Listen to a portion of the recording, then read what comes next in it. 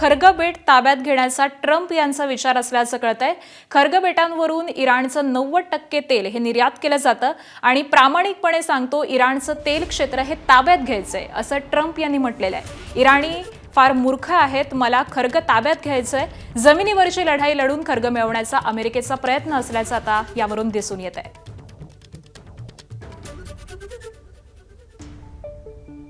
तर इराणचं तेल क्षेत्र हे मला ताब्यात घ्यायचं आहे असं अमेरिकेचे अध्यक्ष डोनाल्ड ट्रम्प यांनी म्हटलेलं आहे।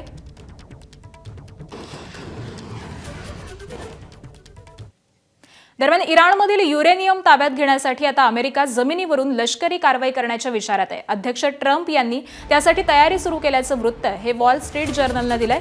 इराणकडे जवळपास 1000 पौंड युरेनियम आहे।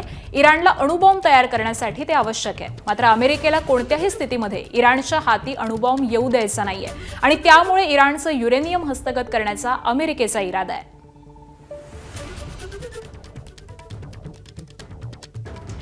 होर्मुझच्या सामुद्रधुनीसाठी इराण नवा कायदा पारित करण्याच्या विचारामध्ये आहे। त्यानुसार होर्मुझच्या सामुद्रधुनीतून जाणाऱ्या जहाजांवरती इराण कर लावण्याच्या विचारात आहे। होर्मुझच्या सामुद्रधुनीतून जाणारी जहाजं, तेलवाहू जहाजं यांवरती ट्रान्झिट फी लावण्याचा विचार इराण करत आहे। त्यासोबतच पर्यावरण कर देखील लावण्याचा विचार हा इराण करत असल्याचं समजतंय।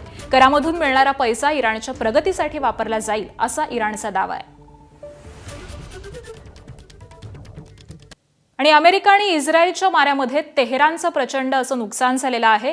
तिथल्या एका स्थानिकानं तेहरानच्या नुकसानीचा व्हिडिओ हा जारी केलेला आहे। इराणवरती अमेरिका आणि इस्रायलचा तुफान असा बॉम्बवर्षाव सध्या सुरू आहे। अमेरिकेच्या हल्ल्यामुळे झालेल्या हानीची ही दृश्य सध्या समोर येत आहेत।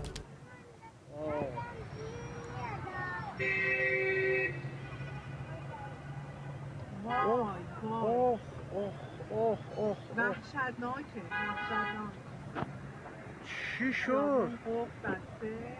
من میتونم باید چی کار کنیم؟ بعد از اونجا دور میزنیم. وای وای. युद्धाच्या 31व्या दिवशी देखील इराणची राजधानी तेहरानवरती जबरदस्त असा मारा करण्यात येतोय। रात्रभर प्रचंड बॉम्बवर्षाव हा सुरू होता आणि यामध्ये तेहरानचं मोठं नुकसान झालंय। इस्रायलच्या तेहरानच्या दक्षिण भागावरती मोठा मारा करण्यात आलाय आणि त्याचीच ही दृश्य देखील समोर आलेली आहेत।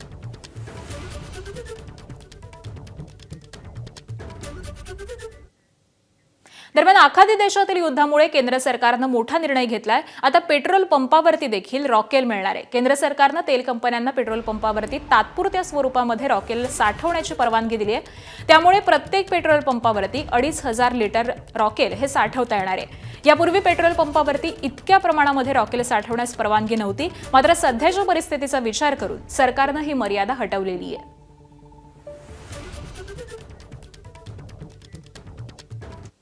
आणि पुढची बातमी आहे इस्रायलमधून। इस्रायलमधील तेल अवीव शहरामध्ये हजारो पक्ष्यांच्या घिरट्या घातल्याचं सध्या दिसतंय। या व्हिडिओमध्ये एका पार्किंग लॉटमध्ये हजारो पक्षी हे जमिनीवरती बसलेले आणि आकाशामध्ये घिरट्या घालताना दिसतायत। हा व्हिडिओ इस्रायलमधील तेल अवीव शहराचा असल्याचा दावा अनेक युजर्सकडून केला जातोय। तर युद्धाच्या काळामध्ये पक्ष्यांचं असं वागणं हे कोणत्या तरी मोठ्या संकटाचे संकेत असल्याचं म्हटलं जात आहे।